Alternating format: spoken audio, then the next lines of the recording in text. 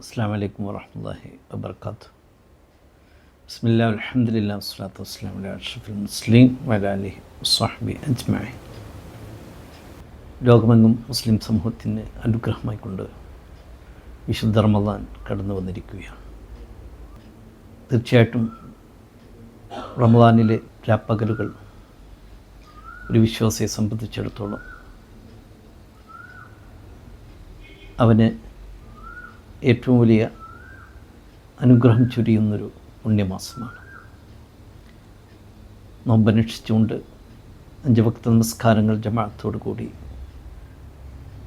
മസ്ജിദിൽ നിർവഹിക്കുകയും ഖുർആൻ പാരായണവും ഇഅ്തികാഫും അതുപോലെ തന്നെ ദാനധർമ്മങ്ങൾ കൊണ്ട് തൻ്റെ ജീവിതം മുഴുവനും അള്ളാഹുവിലേക്ക് സമർപ്പിക്കുന്ന ഒരു അവസരമാണ് വിശുദ്ധ റമദാൻ.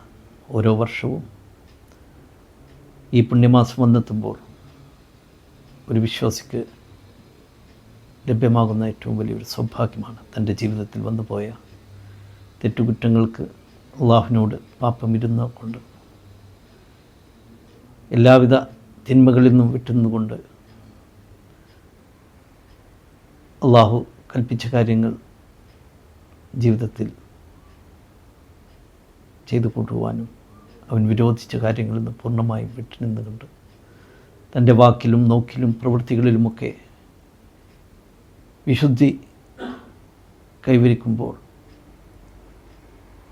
നമുക്ക് നമ്മുടെ ഹൃദയത്തെ തഖ്വ വളർത്തുവാനും അങ്ങനെ എല്ലാ അർത്ഥത്തിലും അള്ളാഹുവിൻ്റെ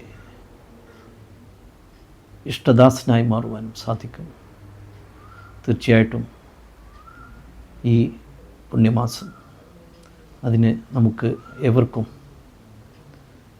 തൗഫീഖ് പ്രദാനം ചെയ്യുമാകട്ടെ എന്ന് പ്രാർത്ഥിച്ചുകൊണ്ട് എല്ലാവർക്കും റമദാൻ മുബാറക് അറിയിച്ചുകൊണ്ട് അസ്സലാമു അലൈക്കും വറഹ്മത്തുള്ളാഹി.